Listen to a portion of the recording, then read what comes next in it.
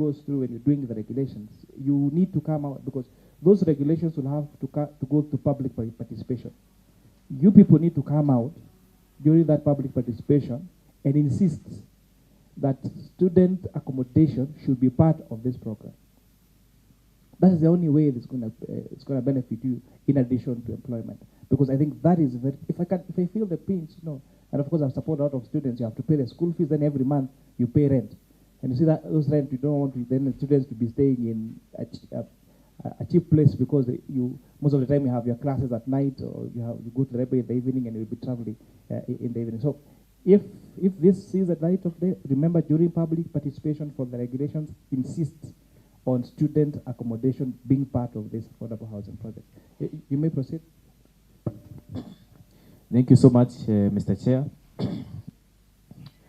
I think what has really brought me here is very simple. I've come here because our students have suffered for a very long time.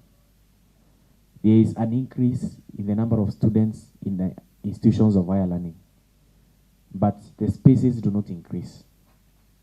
They are still as constant as they were even before in 1990s. There's no growth. So, Mr. Chair, I want to just echo your words. What we are after is to see how we can be able to incorporate, or rather we can be able to talk to the government and make an amendment, or rather even a proposal, to see how student accommodation can be part and parcel of this housing plan, so that our very many students can be able to be accommodated. Where I'm coming from, we have demonstrated severally when our students are killed, when our students are raped, when our students undergo very unsafe processes within where. That is why I want to clarify, I'm not here maybe advancing any political interest.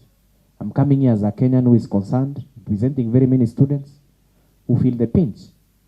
We want to see institutions housing all their students. So tunapata government imeleta tena another proposal of increasing school fees because you have to cater for accommodation, yet there are very many students who are still unhoused. You may never feel the pinch until you see. We have seen students stay in those slums. This is what we want to end. And then, Mheshimiwa, I've heard you talk about there's no legal framework for the housing fund. And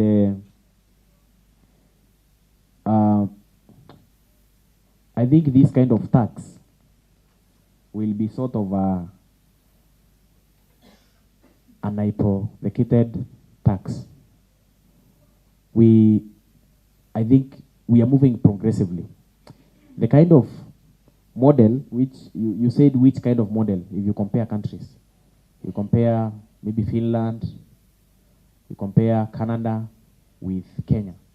Kenya, we are very unique. We have so many issues. We have flying toilets. We have inherent issues.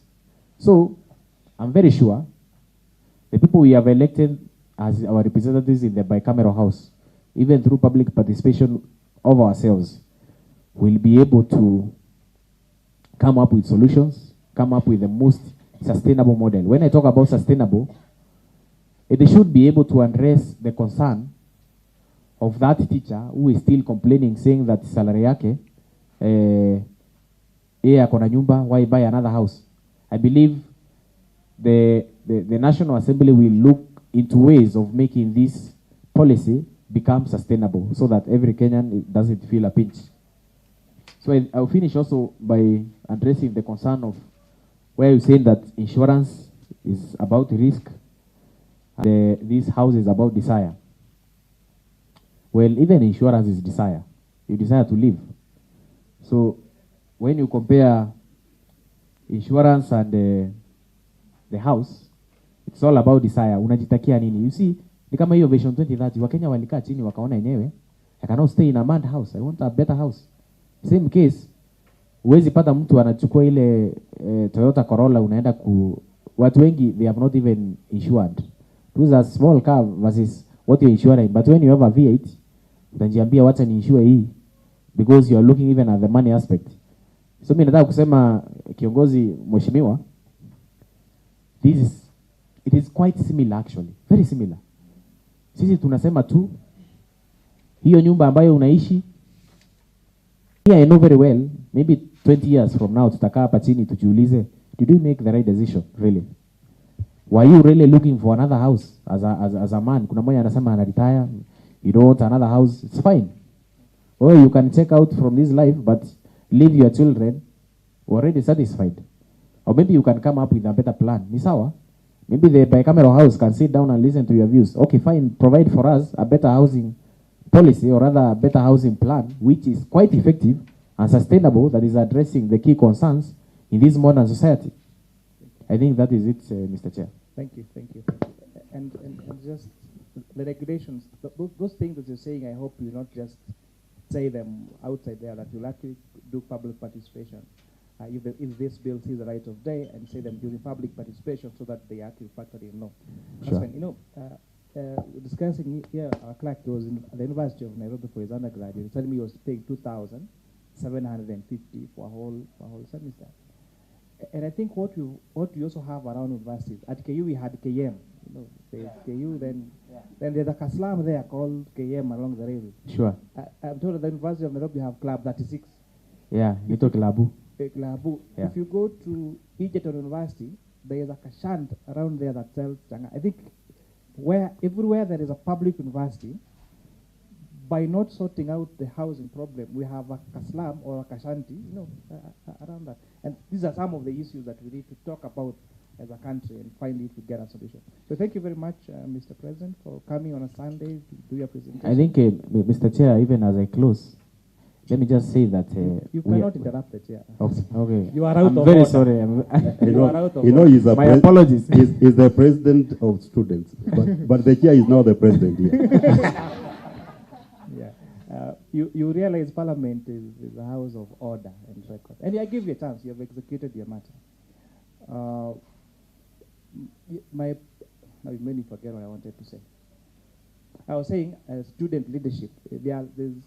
I was encouraging you to continue what you do out there on policy, because we've had a lot of us transition from student leadership to Parliament. No, I was a student leader at Kenyatta University. Babu Owino was your longest serving chairman. We had the likes of Mheshimiwa Patrick, call him Pato, the MP for Igembe Ng'ombe. He's now doing his second term. He was a student leader. The Honorable Dendi Nyoro, the chair of budget, was our Secretary General. The Honorable Eric Mushangi, aka Karemba, the MP for Embu and the chair of social welfare. Social welfare. He was our treasurer at Kenyatta University. So continue doing what you're doing and aspire for higher office. We might one day have a young president as the president of this country. Thank you very much and all the best. Thank you so much. Until you may take your leave, our next stakeholder is West Kenya Sugar. And then the Kenya School of Law, prepare to be next.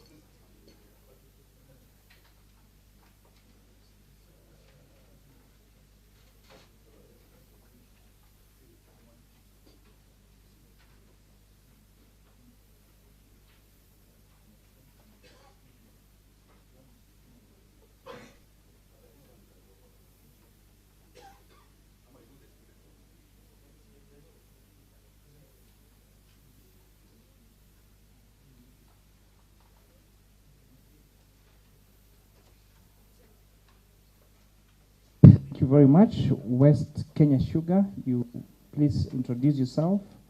And I acknowledge you in receipt of your written submission. proceed with the matter, and I would implore on you that you go to issues that affect your sector. Welcome. Thank you very much, Mr. Chair. My name is Bernard Mwaura. I'm the Chief Financial Officer for West Kenya Sugar. Thank you, Mr. Chair. Good afternoon to all members and the staff. My name is David Okot. I'm a staff at West Kenya Sugar Company. Mr. Chair, I would like to present our view on only 4 points. But before we present those 4 points, I would like to just give you a brief context so that you can understand where the 4 points are coming from. So, as per the last stakeholders meeting, the sugar industry currently supports about 8 million households, mainly in Western Kenya, but we have some people around the coastal belt. As per AFA, we are supporting about 270,000 outgrowers. There are 16 mills. We have a clearly set out framework in terms of cane pricing, and sugar pricing as a commodity is a factor of the global market. As West Kenya ourselves, we have about 85,000 farmers. We cultivate about 60,000 hectares through our outgrowers. We have 6 outstations, a large tractor fleet, truck fleet, and West Kenya operates 3 mills and Sukari has 1 mill. We have so far about 1 billion spent out in terms of farmer development for cane.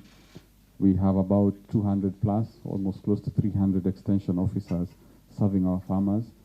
And in the year 2022, when we had very good cane, we were paying about 300 million shillings per week in those counties, which is about roughly 16 billion. Severe cane shortage, which is what is affecting sugar production. And that is why many of you have seen sugar prices going up. And it is a very dire period for the industry. In our operations, our farmers come first because we are purely an outgrower dependent organization. And one of the key things you will see in one of the slides is the service that we offer our farmers: herbicides, pesticides, planting fertilizer, top dressing fertilizer. Now, this now brings me to the main issues that we want to present, and the first is on VAT rated to exempt. Sugar transport from the fields to the mills was exempt before, and it was put in Schedule 2 as zero rated, I think in 2021. Now, this proposal takes us back to where we were before that. Cane transport is currently heavily subsidized, and most millers are subsidizing their farmers up to maybe 40, 50, or maybe 50 to, they are meeting about 50 to 60% of the cost. And the minute you make it exempt, which sometimes I've heard people say it's almost like zero, it is not zero. Exempt and zero are different, otherwise exempt would be called zero, means that this cost will then be passed on to the farmer. I have done a calculation based on AFA, what the Agriculture and Food Authority have, their survey that they did in 2022. And if we use those numbers, it means that out of those mills, other than Kwale, we will be removing about 1 billion from the income of farmers in the Western region alone. Now, this is 1 billion that goes into that economy and is therefore going to depress an already battered region, considering what is happening to cane currently. So our submission is that sugarcane transport should remain in Schedule 2, and it should be zero rated, and it should not be exempt. The next point is on excise duty. There is a proposal to charge 5% excise duty on locally produced sugar. I would say this would not come at a worse time for the industry. One is that even as far back as 2016, if you read the COMESA presentation made then, their comments were, and I quote, "Without major reform in the sector, this industry cannot compete with other COMESA sugar-producing countries. The challenge that the Kenya sugar sector should address is the regional international competitiveness and not amongst national sector players. We need to make our industry competitive across the region. And this 5% is likely to make us less so. I can understand that there is probably a feeling that sugar consumption is driving illnesses like diabetes or obesity and other such conditions. But if you look at our consumption per capita, we are less than half of what the major countries which are contributing are complaining about. So in Latin America, there are about 38 kgs per capita. We are at around 18. Of course, one of the areas we should focus on is more on lifestyles. It's not what you do with the sugar, it's what you do after you eat the sugar. Are you engaging in an active lifestyle? So our view is that there should be no excise passed on locally produced sugar. Rather, should you be concerned about health, there is the issue of, there's a lot of remote smuggling and secondary packaging of sugar. Now, for that, especially for imported sugar, that would be an area that could be possibly targeted for that. Our third submission is on VAT again, the issue of moving certain materials from zero rated to exempt, and this is fertilizer, pest control products, and their inputs. Our fear is that, as I've explained, we do provide a lot of this to our farmers. And our fear is that by moving this to exempt, we are increasing the cost of fertilizer when we need to be increasing food production. We are increasing the cost of pest control products when we need to be increasing our yields in the farm. And we therefore see that this will discourage either use or encourage the lowering of dosages of how the fertilizer and pest controls products would be used. And our submission is that this should remain in Schedule 2 as zero rated. Our last submission is on Tax Procedures Act. We've noted that the Act has several clauses. We are not exhaustive, but some of them, they seem to be prejudiced against the taxpayer. So, for example, Section 54, Section 42A, the tax withheld shall be remitted within 3 days after the deduction has been made. Another one is that request the taxpayer to submit information specified within 7 days after the date of notice. Another clause will be that shall serve copy of the appeal to the commissioner within 2 days after giving notice of the appeal. And the last one was that after the party has appealed against the decision, they shall within 2 days serve a copy. Now, in the ordinary course of business, those timelines suggested are very aggressive. The proposed impact had been 1st July. Many people would need to make so many changes to their electronic systems and even develop staff to respond to them. And it therefore seems as if there is an attempt of possibly getting taxed through penalties and other measures which are being pushed through with the Act. And with that, those are all our submissions. I do contend that it is not exciting as a housing levy, but we believe it's an important matter for our farmers and for our operations. Thank you very much.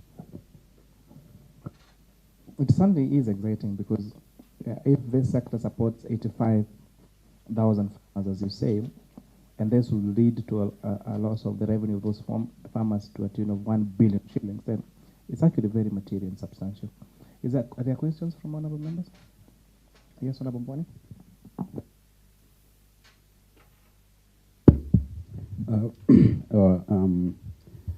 Mine is on.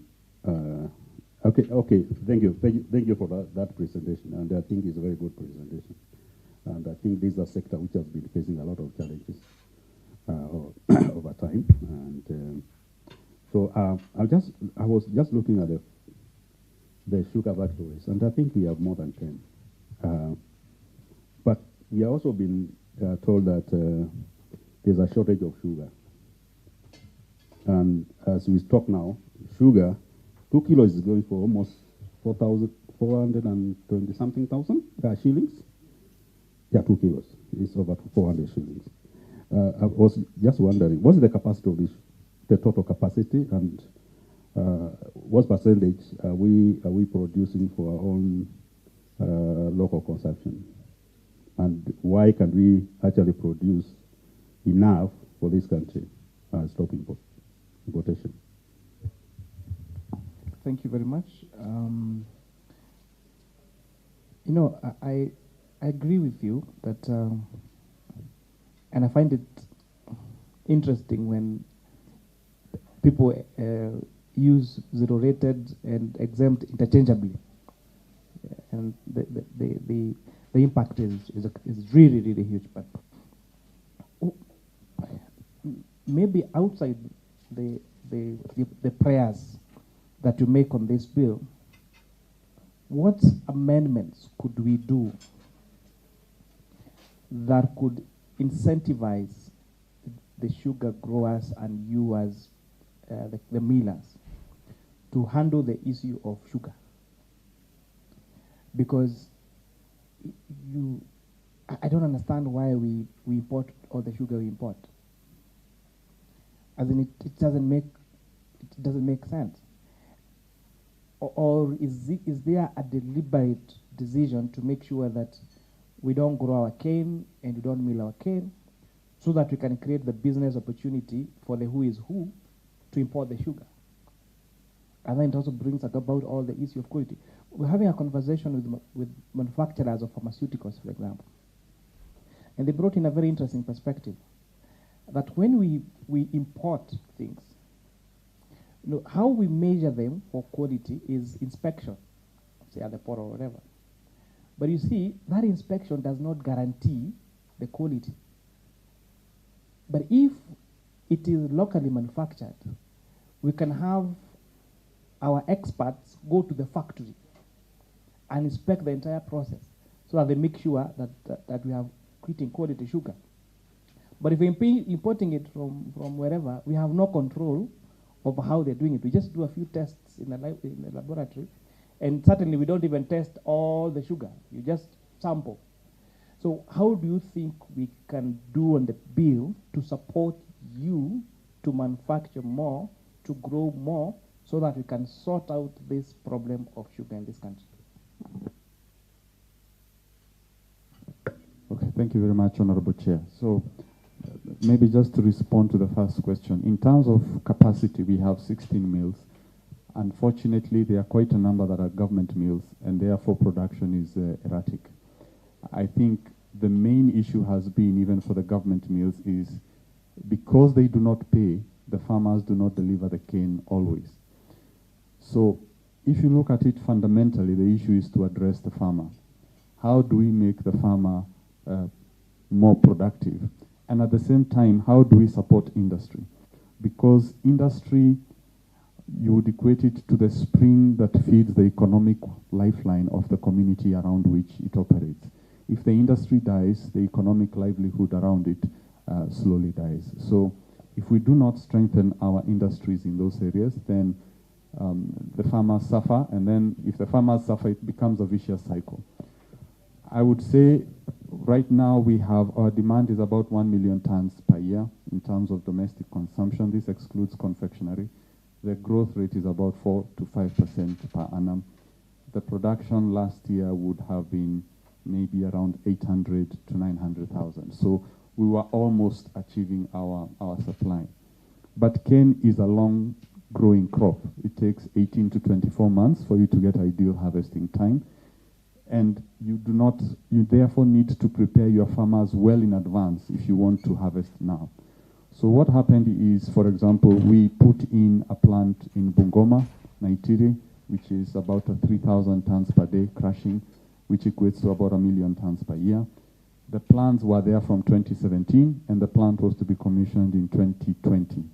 However, COVID came, and therefore, for a period of time, what we found is farmers had very mature cane.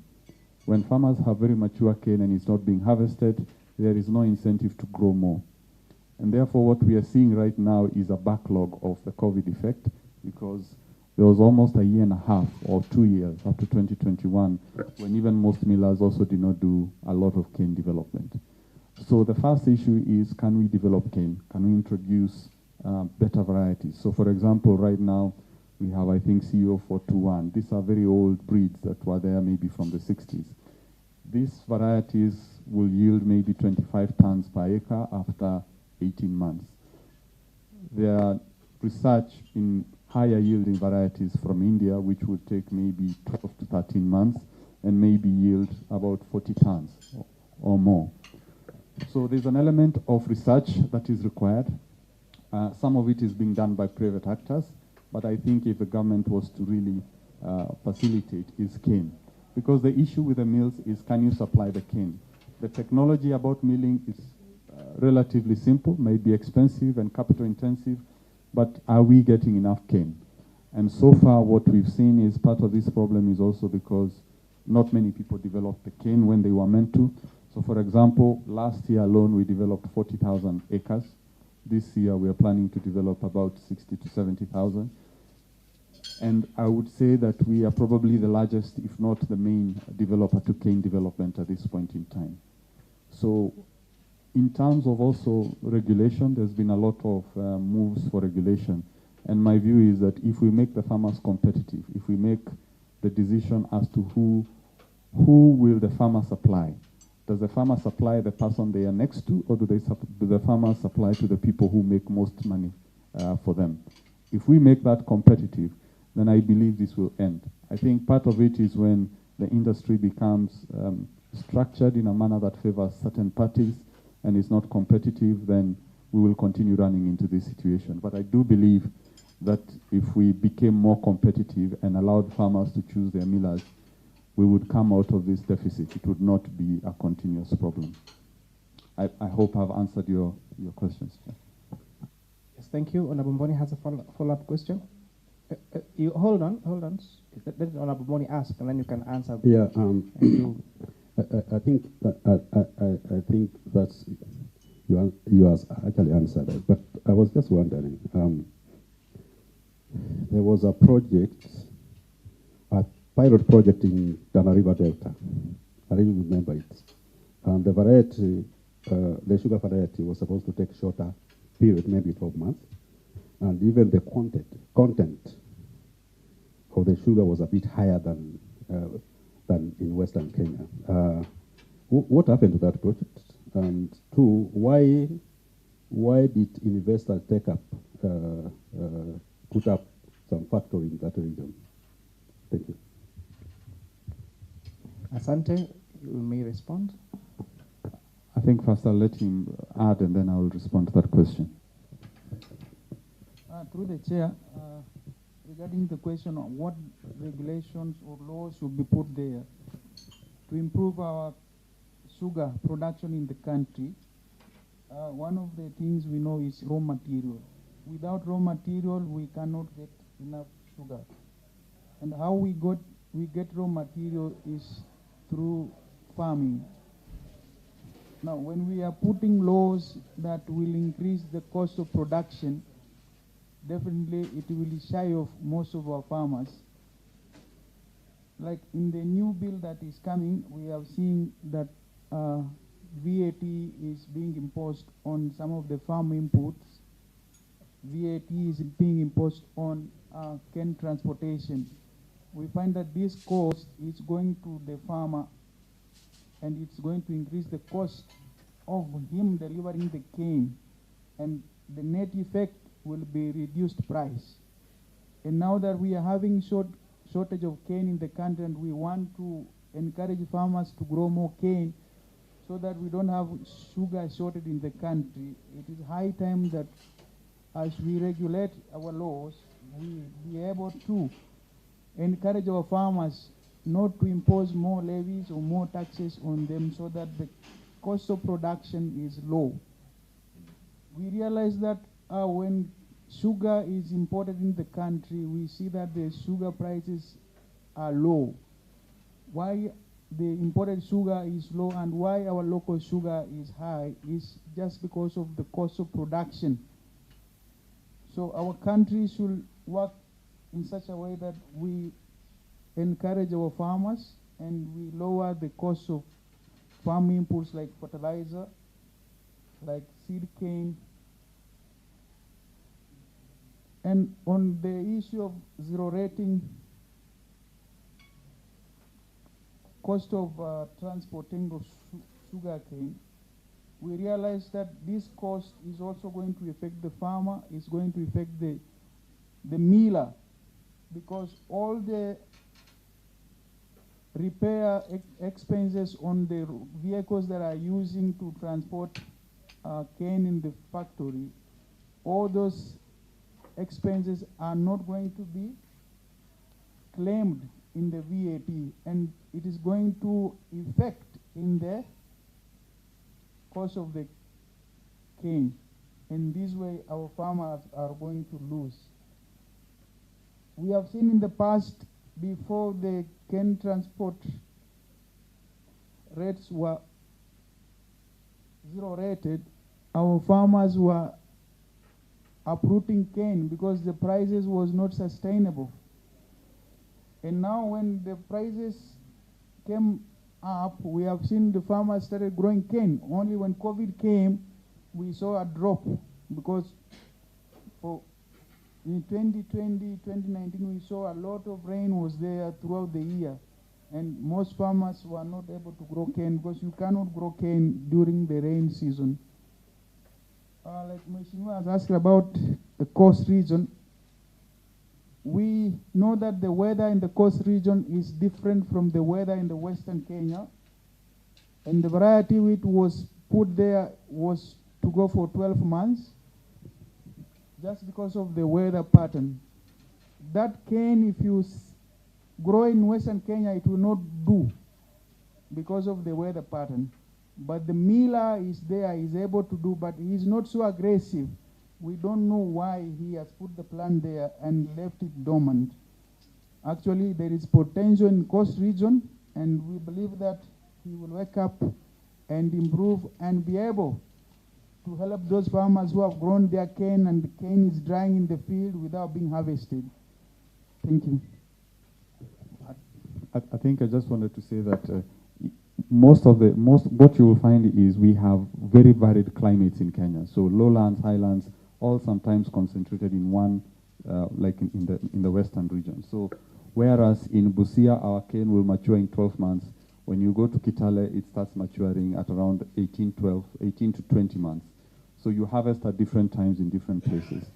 So the issue of just making sure that first we empower the farmer, because our drive is, if the farmer is economically empowered, then they will stop being preyed on by brokers. And once that brokerage stops and the farmer is making economic choices, then you will find they'll be able to engage with more responsible and sustainable millers. And we believe that the industry can recover. But we must make measures to reduce the cost that gets to the farmer and the costs that are coming into the inputs, so that sugar in Kenya is competitive within COMESA. Thank you very much. I think you have properly conversed on this matter. We will consider your memoranda, we'll consider the views that you're giving. Thank you for taking out your time to travel all the way and come and give your submissions. We assure you it's not in vain. Thank you very much and have a good afternoon. Thank you, Chair. Thank you for giving us the time. We appreciate and we wish you all the best in your deliberations. Thank you. Thank you very much. Kenya, the Law Society, or not the Society, Kenya School of Law, sorry.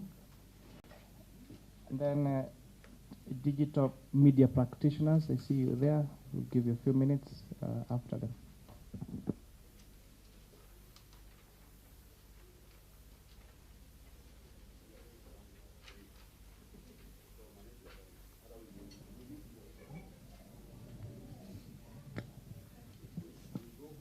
Good afternoon. My name is Blair Ngima Igoro. I'm a student and a recent graduate of Bachelor's of Law. I'm currently a student at the Kenya School of Law, undertaking the Advocates Training Program. I'd like to welcome my colleague, who will also introduce himself, and he will take us through the first bit of our memorandum. Thank you. Thank you very much. My name is Otieno Benson. Blair is my classmate at the Kenya School of Law. we are doing our 2023-2024 academic year. We drew this petition in our own capacity as citizens of the Republic of Kenya and residents within Nairobi City County. My county of birth is Homa Bay, and I'm glad to see one of our MPs here, Honorable Adipo.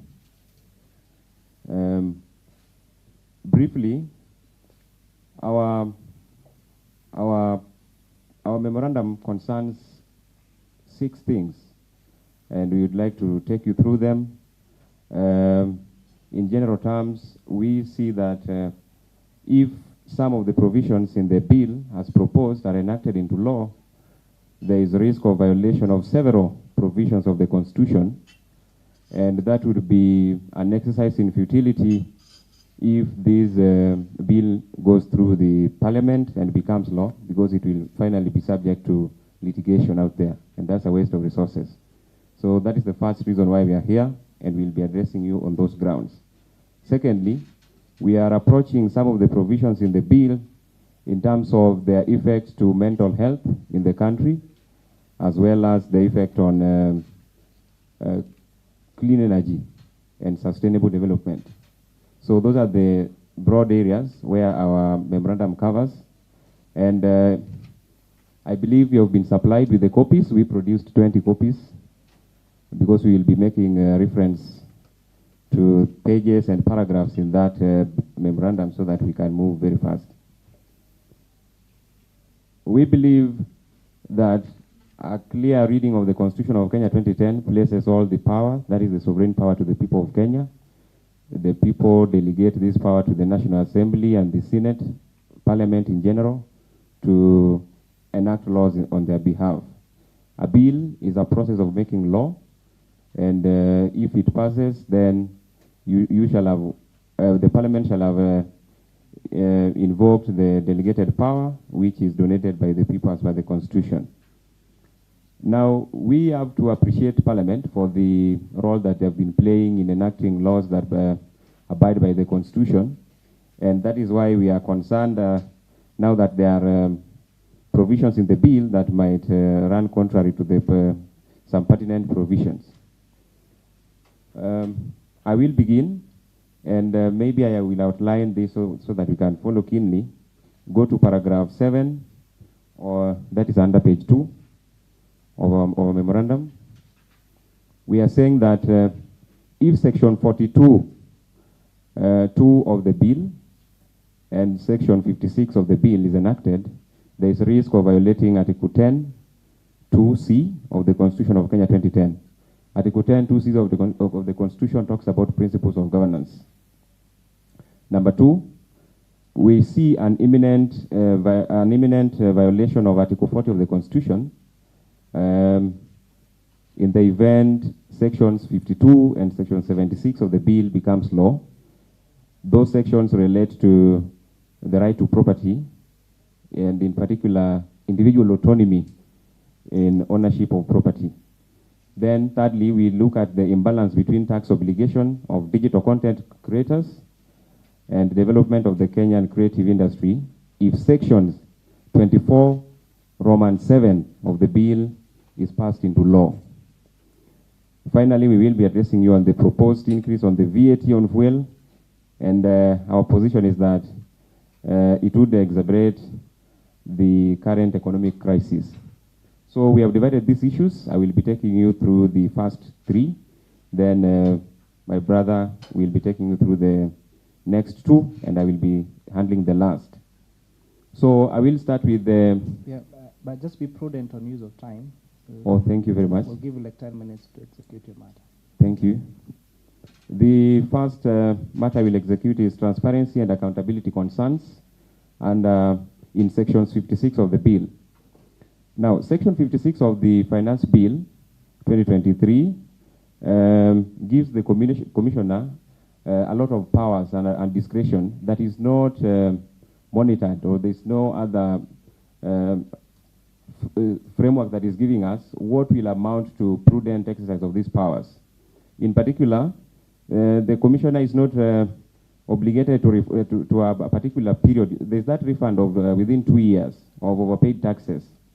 But you know, there is now an excuse where the commissioner, tax commissioner, can now come and say that I will refund you in future because I'm going to hold what I should be refunding you within 2 years. Now I'm going to hold it, and it will be a compensation for your future liabilities.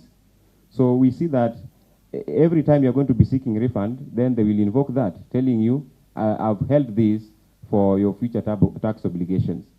And you know that we have not been told about an interest rate that is going to be attracted in case the tax commissioner applies his or her mind along that line. So that lack of clear timeline within which the application for those funds must abide by, we see that it undermines the principle of transparency and accountability under Article 10 of the Constitution, and that might erode the public trust in the tax system. One of the things that motivates people to pay taxes is the integrity of the system, and if those appropriate safeguards and oversight is not there, then there is risk of abuse of office.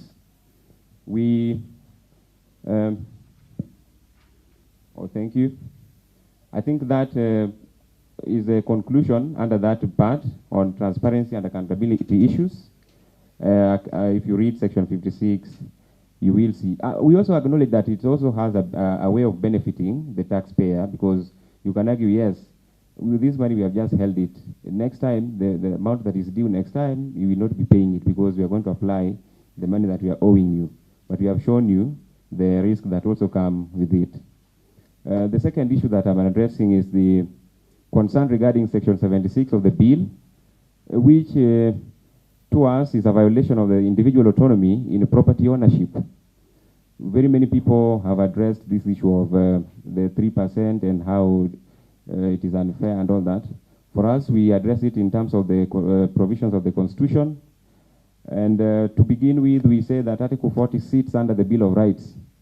And the Bill of Rights, the only way you can amend that Bill of Rights is when you amend the Constitution through a popular a referendum, in short. So anytime you're going to seek to do away with that provision under Article 40, particularly Article 41A and B, you will have to go through a referendum. This is why we believe that if this bill passes into law, it undermines what we call independent judgment in determining the type, quality, location, and the timing of property ownership. These are very well provided for under Article 40 of the Constitution, where the Constitution says that the only time that those articles in Article 40 can be limited is when there is under Article 65 compulsory acquisition of land, because all the land belongs to the government of Kenya. So this one is not one of those areas that are provided for under Article 65, so that you can limit those rights. So by virtue of taking away that independent judgment, we believe that that will be a violation of the Constitution, and the Parliament should consider that. So we see, again, we have had the... what is out of order, Nabadipo?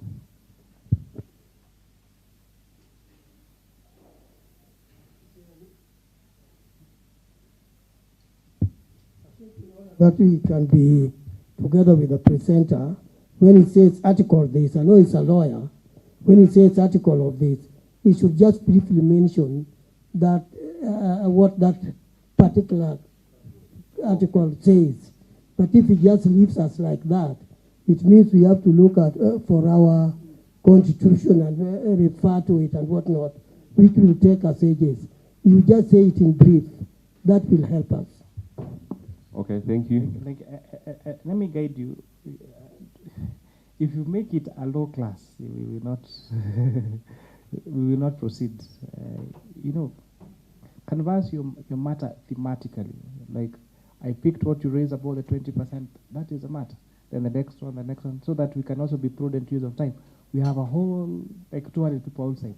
Exactly. That's why, actually, I summarized what Article 40 is all about. And I said it gives you, as an individual, as a Kenyan, authority and opportunity to choose where you want to own land, when you want to own it, how you want to own it, and of what description. So when somebody is coming up with a description that is not your own independent judgment as a citizen, that is a violation of that article. So I just don't want to read the whole of it because we have been given just 10 minutes. So under Article 40, it's about property ownership, and we are talking about individual autonomy in property ownership, because Section 76 tells you that you see, we are buying new land. There's an approach which we can call a one-size-fits-all approach to acquisition of property now in Kenya. Now we are saying that approach would, if it passes into law, we believe it can successfully be challenged later. That you mean the section on housing fund? Yes, yes. How is that? Who is forcing who to own land where? Okay, thank you. When you talk of a house, you talk of land, because the government is telling you we are going to give you land. Land is everything. Land is that land you can define as defined at Article 260, and it includes everything that sits on it. So when you own a house, you own land. It's going to give you some ownership. So when you tell people that they're going to own properties, this property must sit on land, and that's why it must be pegged under that constitutional provision and Article 40.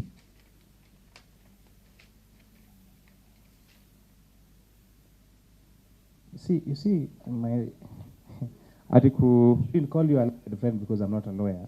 Okay. But you cannot mislead us like that. Okay.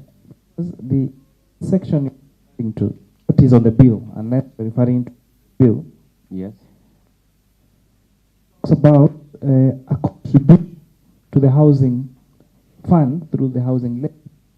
Yes. It just talks about contribution by the employee, and how you get your money back after 7 years with interest. It doesn't force you to own land anywhere or a house anywhere. Unless point me to the bill where it's talking where you'll be forced to because you know there are two aspects, and this is where things are getting confused. Yes. There is a housing levy at 3%, which is a pool of funds that makes you can get your money back after 7 years and interest. That is separate, okay?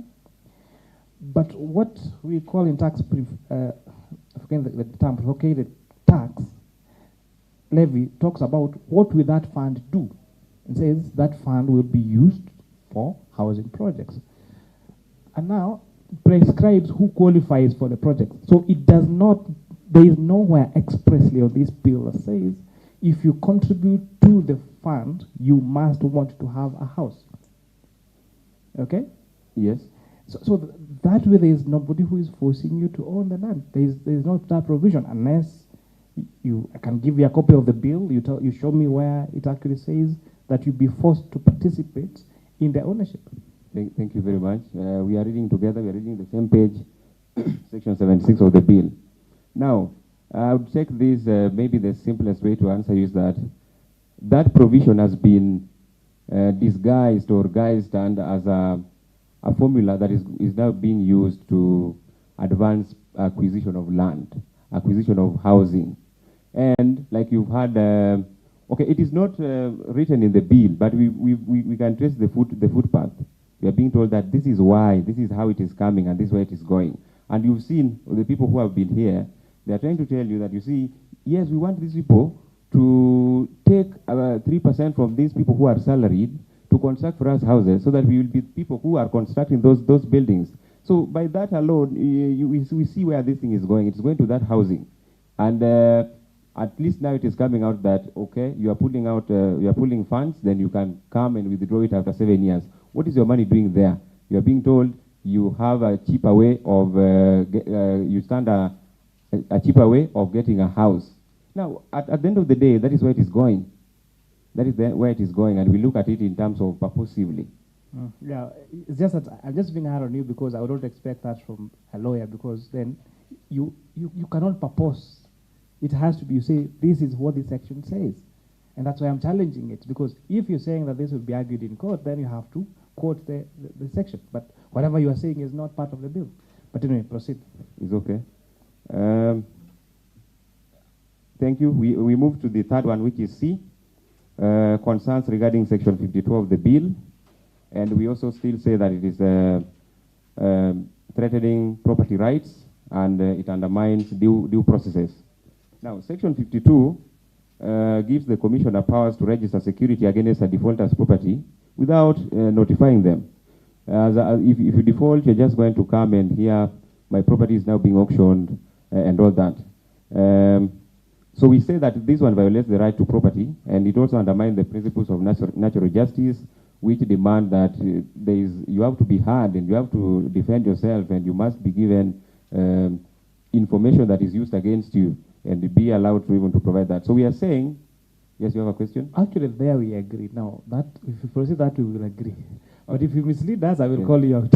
Actually, if you give me 2 more minutes later, I'll show you that I'm not misleading you. In terms of constitutional interpretation, there's the textual, there's the purposive, historical, and all that. A debate we can do later. So, under that Section 52, like I've said, if you're denied opportunity to respond to the claims that are presented against you, we say that this is a disadvantage, because some of the information that could be used against you could be wrong or could be unprocedurally obtained. So how do we rectify that? It is through fair hearing. You are given opportunity to actually defend yourself.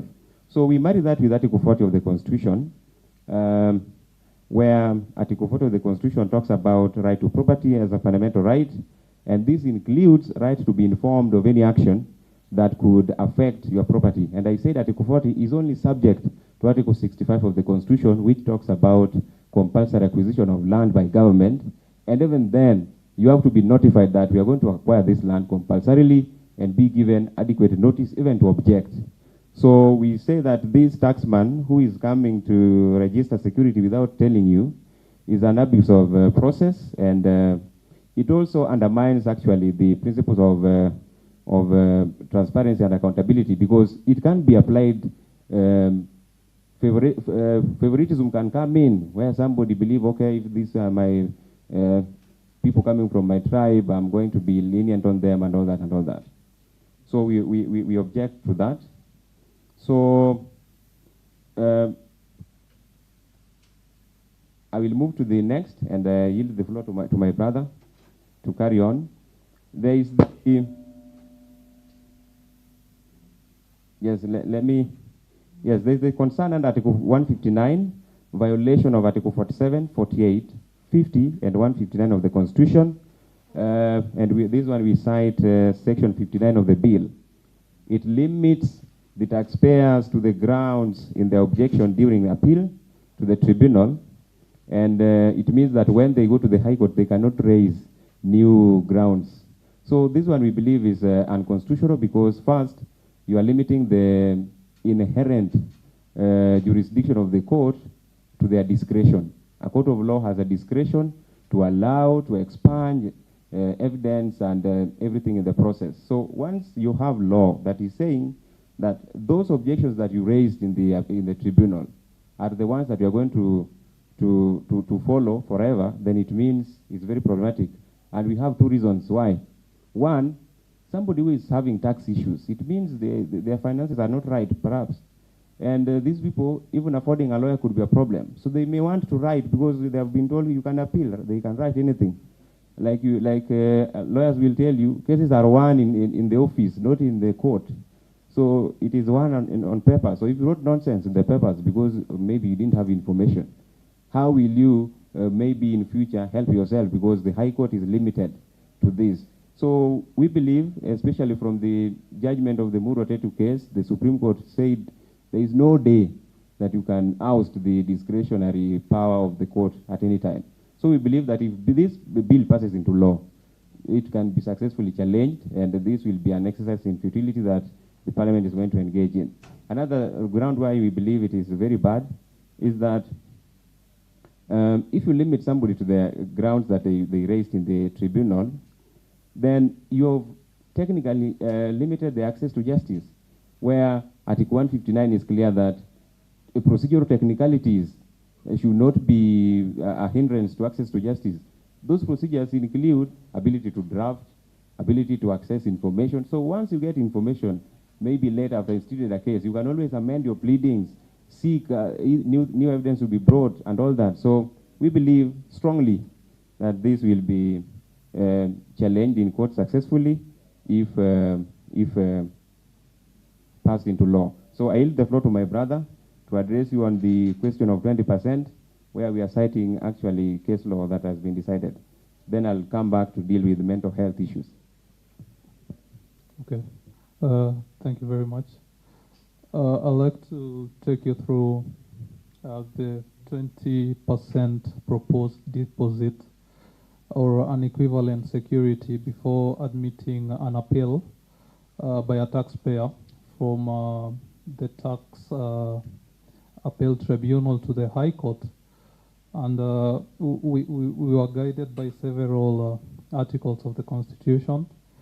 First of all, there is the access to justice, that is Article 48, which states that access to justice shall be done in accordance with a reasonable fee, and such fee shall not impede on the access to justice. And then further we go to Article 50, whereby there is a presumption of innocence. And we are claiming that why do you need to pay a 20% and there is a presumption of innocence?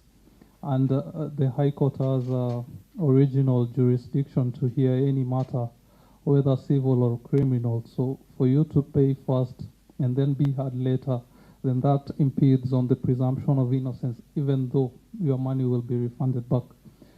Further, we cite Article 159, 2D of the Constitution, where it states that justice shall be administered without undue regard to procedural technicalities. When you're introducing a 20% deposit, now that's another technical procedure that the common monarchy will have to bear when he is seeking access to justice. And this can be elucidated in the case of Westmont Holdings. It was a 2023 case whereby Articles 48, 50, and 159 of the Constitution were used by the court actually to reiterate what we are stating. Similarly, conservatory orders were issued in two Nairobi High Court petitions. Those are petition E226 of 2020 and petition E332 of 2020, whereby it was enforced against the regulation 203 and 218 of the Public Procurement and Asset Disposal Regulation 2020. This regulation seeks to introduce a 15% deposit pending a matter that can be filed in the High Court, and a further tendering of a 3% security fee, which was shut down by the court. So from this submission, we state that introduction of a 20% deposit pending a taxpayer filing a matter in the High Court is ultra vires actually to the Constitution. It impedes on access to justice, and actually it brings about technical issues when the taxpayer is seeking justice. I will quickly skip on the E, that is the taxation consideration for digital content creators. I'll hand over the microphone to my colleague to sum it up, but I'll move on to F, whereby I want to talk about the proposed increase on VAT on fuel from 8% to 16%. From this increment, we can see that the common monarchy will actually bear the brunt of tough economic times, because we need not cloak this matter in Pythagoras theory and such. It's a pretty straightforward issue that once fuel goes up, cost of transport will go up, cost of foodstuffs will go up.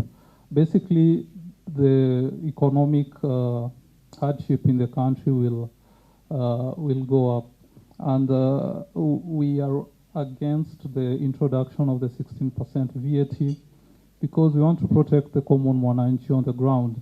in as much as we equally want to do away with the subsidies and all, we also need to find a balance or strike a balance between saving money and at the same time defending the mwananchi from tough economic times. Also, there is the proposal to introduce a VAT on standard clean cooking stoves. This will also impede on the progress made on clean energy, but equally under the same our submissions under paragraph 9, we commend that the introduction of the 16% VAT will then reduce the cost of LPG, that is liquefied petroleum gas, and therefore we'll find that commodities of gas will actually go down. But when you're looking at it in a general term, I saw some news that was aired by Citizen TV about a week or so, whereby kerosene actually shot up and the people in Mashinani are the one bearing the brunt, and they're actually the more people who use kerosene vis-a-vis those who use actually gas. Because when you go to my village back in Nyansiongo, uko ndani kabisa, you don't expect to find a family cooking with gas, so they use stoves and they use kerosene. So introduction of 16% VAT on petroleum or fuel will then bring tough economic times on this Kenyan. But equally, we also commend the bill because it will at the same time lower the price of gases. But then again, I stated earlier, we need to strike a balance between saving money and actually protecting the common mwananchi from very difficult economic times. And then lastly, I spoke about the introduction of VAT on clean cooking stoves. So for that, it's a no-brainer that once you introduce VAT on such a commodity, the price goes up. And we are, as a nation, gearing towards clean energy. We are moving green, and we want to use reliable, cheap, and clean sources of energy. So if you have a clean stove that uses maybe natural energy or a clean source of energy, and then you want to also introduce VAT on the same, then the common taxpayer, the common mwananchi on the ground will not be able to afford that, and therefore it impedes on the progress we have made as a country with regards to clean energy and with regards to the environment as a whole. Thank you. I'd like to kick it back to my colleague to just sum it up and do the content creator. And you're doing 20 minutes late. Sorry, Mr. Chair. Please sum it up. Thank you. I am at page 6 of our memorandum. I'm talking about tax considerations for digital content creators, and we are calling for a balance between obligations and industry development. Now, to begin with, let us read section 2BH of the bill. It talks about income tax, amendment of the Income Tax Act, Schedule 3 at paragraph 5, and it's bringing some insertion where the imposition of 15% withholding tax on digital content monetization payments will now be applicable. So we believe this is a very short-sighted approach, and as it does not consider the expenses, income fluctuations, and the realities in the industry of digital content creation, and now that it is just a young sector that is trying to grow in this country. Secondly, we believe that there should be a clear distinction between purely commercial digital content and digital content that is created in the public interest, and that is giving back to the society in one way or the other. Before we go to that point, we say that digital content serves basically 4 purposes. Either somebody is creating content to entertain, or somebody will be creating content to educate, or somebody is trying to convert you, or somebody is trying to persuade you. Now, if you look at those 3 broad categories, we have especially content that is meant to entertain and to educate. We broadly categorize them as content that is giving back to society. And people do these things in terms of hobby, and they are really under no obligation to be doing them. So if you cannot categorize them and treat them the same way as you treat people who are there to convert you, like Safaricom or any other company there, somebody trying to market a shoe and all that. So we believe we have provided a very big explanation there, which you can read at your time. And in the end of it all, we are saying that under that part on withholding tax that is applicable to digital content, we are saying that why don't we have it like the rule applicable to the income that comes from professional management and teaching fees, where for there to be a withholding fee, you must have earned at least 24,000. Can we have at least a figure within that can attract this withholding tax? And after we have provided that distinction between purely commercial and public interest or content that is of the public benefit, can we then apply different formulas in terms of what they now will be paying? So we are suggesting that for purely commercial digital content, maybe you can just lower the 10%, let it be, lower it from 15 to 10% for purely commercial. But now when it is for digital content creation that serves the general public importance, and by general public importance we mean things like mental health awareness and support, things like political analysis. By the way, I'm here because of some political analysis I've learned. So if you tax somebody and they no longer want to engage in civic awareness or education, actually it's the country losing as a whole. So we are saying, can we apply different formulas? So that person, can you apply at least 50,000? Let them earn up to 50,000, then apply a withholding tax of at least of up to 3% because of the contribution that they're making in society. You really made your point. You really made your point. Yes. Maybe now the last point on mental health. We are arguing that, like we've said, what digital content does. We have said it's either they're entertaining, they're persuading, converting, or educating. We believe that after all these taxes that people are complaining about, they are left with nothing but stress. And one of the things they consume, we have very many people who survive on just entertainment for a week. So if the person who wants to entertain them is now no longer there to entertain them, we are going to open, you know, in this country it's funny that it is only mental health support that is given for free. Okay? So this mental health that is given for free, even the things they rely on there, I've never been to one of those schools, but I know they rely on this digital content. Yeah, so we believe that if we overburden these people who are already subjected to other taxes, because most of these people, if you look at them, they produce in hotels. For you to walk in here, you have paid some VAT, you have paid something there.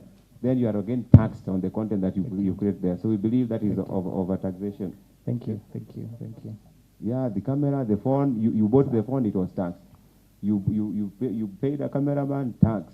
Then again, tax. What can you do? You will not. You've made your point. You've made your point. Thank you very much. But just for this is not for response. Just for feedback's sake. Yes. Even the doctor that treats patients and saves lives actually gets to pay a tax from that income. But anyway, I'm just giving a rejoinder. Thank you very much. Thank you. Asante. It's amazing, and again, this is the power of public participation, to find people like you, students of law, wanting to give your views on lawmaking. This is very, very, very inspiring. However, because I know you're young people in school, you have a lot of years to make your contribution on policy and lawmaking. Next time, I allowed you because it's the first time. If you look, for example, the presentation that the people behind you that actually you are speaking on behalf of the digital creators, the presentation is in terms of a table. Okay, that what clause are you amending? What is the provision? What is the issue? What is the impact and your proposed amendment? So you're able to take us through. You talk about so many things. So if you if you listen to the previous presenters on sugar, the same thing. so that it becomes easier even for us, because even after this we do a matrix of what you said. Now someone has to listen to everything that you say and attempt to see what clauses are you trying to amend. I'm just giving you advice, feedback for the next, for the next time you make a presentation. But that was good, and thank you very much. Is there a question from the members? Okay, thank you very much. You may take your leave. Thank you very much. Thank you. All the best. Make sure you complete law school, and I look forward to these arguments in court. I hope I will not need one. but in case I do, yes. Thank you very much.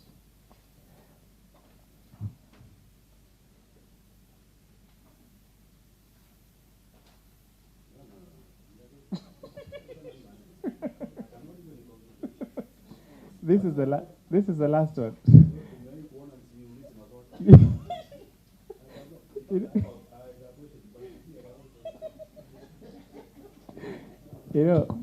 Karibuni, and Asante sana. we'll give you a chance to introduce yourself and execute your matter.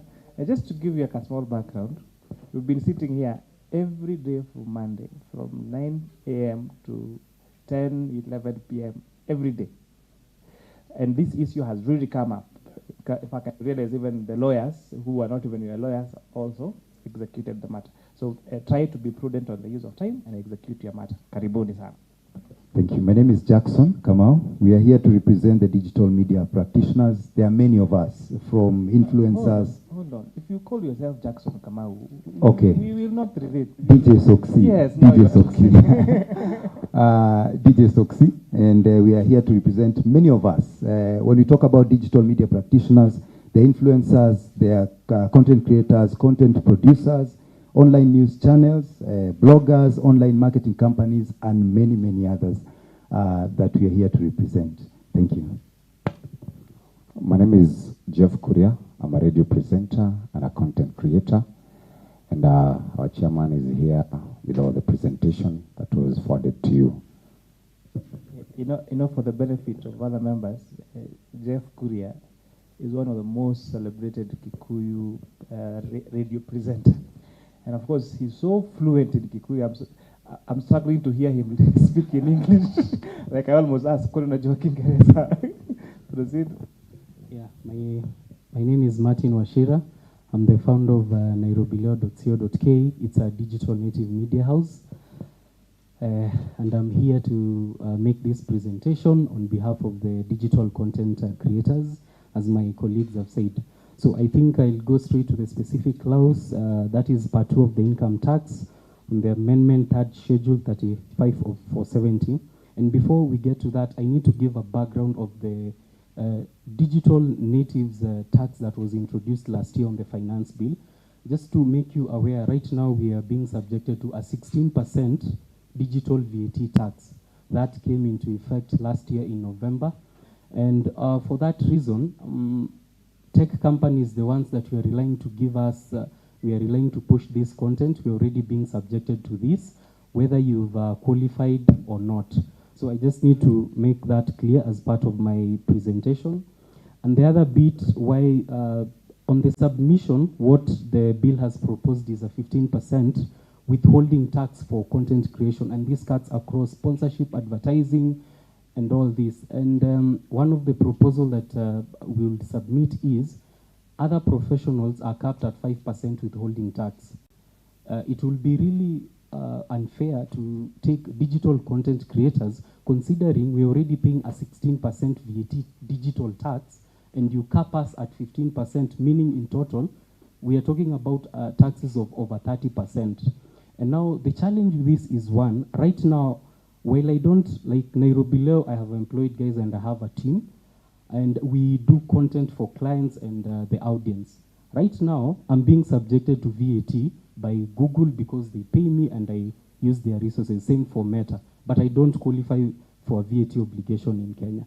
So if you add this tax, like the 15% withholding, you're going to stifle like the upcoming guys in this industry. We might not have guys who have big names, and our proposal will be charge us a 5% because we're already being charged this. Some of us, we are recruited for professional services like any other. And I wanted to cite an example of European OECD countries, what they are charging for their digital service tax. If you go to United Kingdom, they are charging 2%. Their rate is between 1 to 7.5%.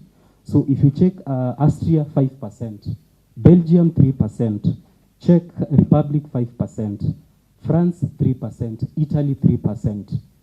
And if you look at the internet penetration of this country, I was looking specifically at UK, it's at 97.8%.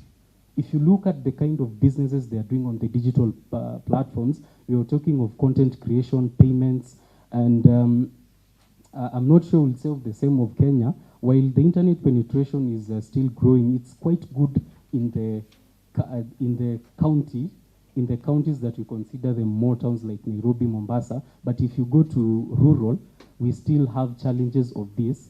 And why we'll submit this is, instead of coming, some of us who came now, we are doing this professionally, why don't you increase the infrastructure of internet penetration and then board more content creators online?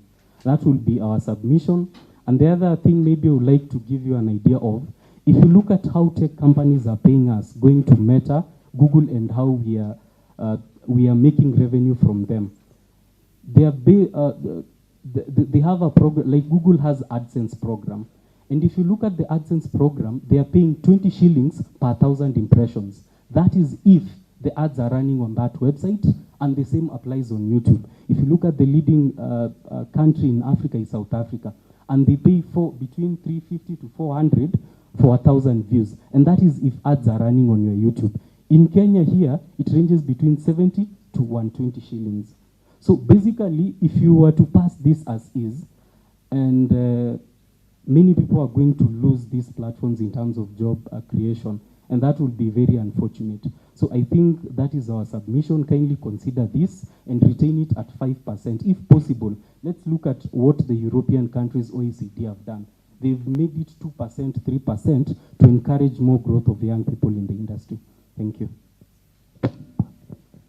Let me just add something small from what is said. I run a company that produces content. There are content creators and content producers. I think we do not appreciate what young people go through for them to bring out good content. As a content producer, say as a content creator, what you need for you to churn out good content is good cameras, good producers, good editing team, good marketing team. And if you cost all those things, they amount to a lot of money for these young people to pay for them to give or bring out good content. Why am I saying this? So how it works for most people who can't afford that money, they come to content producers. Like I have a company that does content production, and we come up with, say, a revenue share model where I'll produce for you your content for free. I'll cost it, but I'll say it's for free at that point, while when you start making money from your content, you'll pay me back. So assuming this thing passes and we go and we charge this amount to this content creator, how are they in turn going to pay us as content producers? So basically what we are doing is we are killing young people from producing content. We are killing this industry. We are saying that we want to create more jobs. Young people are resilient. They have gone out and they have actually gotten a way to make money for themselves using their phones, using professional services. But for us to be competitive as a country, we need to go that extra mile. That extra mile meaning doing partnerships with people for us to be able to produce good content. But what will happen eventually is we'll kill or we'll demoralize the young people because they won't be able to afford to pay for the content that they have. Thank you. Thank you, Chair. I think there has been a lot of misconception out here because when I was coming here, someone told me, you're making a lot of money from YouTube, close to maybe 400,000, 500,000. But as Martin says, per 1,000 views, that is when you're paid. So I think out here there's a misconception, and we need to make that clear and understand how the matrix of social media works. Then we'll be able to go forward. We have in terms of equipments, as Soxy said, you have to get the best equipments, the cameras, you have to get the best producers. So if at least you can consider us and reduce it to 5%, I think that is something that will work for us. Consider the young people out here, there are very many, but once you introduce the 15%, you're telling us to go home and wait for you to ask for handouts. Thank you very much. Thank you very much. I think you have really adequately canvassed the matter. Is there a question from the members? Okay. This issue has come up quite, and I was trying to get my notes. Someone was giving us the numbers of how many hours of like YouTube views or TikTok views were required to now start making money. And we were baffled because I think the thinking behind the drafters of this bill is like, even if you get 1 million views, then it's like I paid 1 million shillings or something like that. But now the dynamics of it is someone took us through that. It's amazing. And secondly, there also became the issue of content creators who are underage, because there are all these small children who, and then if they have to have a tax obligation and a penalty and all that, and they're not the ones getting the money, it's their guardians and parents. That also became an issue, and we're also looking at that. And from the preliminary, we were able to tell that the 15% on you seems to be discriminatory, because all the other professional fees are actually 5%. Then we also need to speak on one page.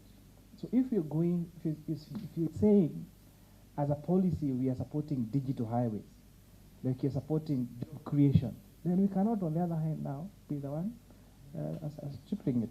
So you can be sure that this is a matter we have actually picked up. It's amazing to see every Sunday when you drive around town, you find a group of guys there shooting. We really need to encourage these people. We really need to encourage these people. And perhaps something that Parliament we need to pick up, inform the committee of CII, is this issue of our internet connectivity. And I'm able to understand there is a fund actually that should go towards connectivity of internet and mobile connectivity across the country. But for some reason, even where I come from, Molo, which is not really, it's rural, but it's not that bad as Northeast and all those other places. There are actually places in the constituency where there is no mobile network, So I think Parliament needs to follow up on that fund and make sure that they actually use it to enhance mobile connectivity in the country. So thank you very much. We've had you. We'll try our best we can to make sure we support your sector and consider the views that you've given us. Asanteni, and keep entertaining us. We mental health is real. So when you see your content, we are happy.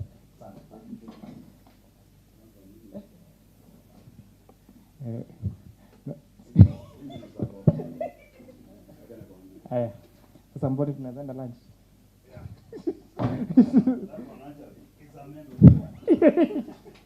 I think thank you everyone. That was a packed morning. We take a 30 minutes lunch break. We come back here at 4. Yes, and members, we still have a whole lot to do. Thank you, and thank you for members of the media for making sure that we keep Kenyans informed. Thank you for coming. And we extend our lunch invitation to you as well.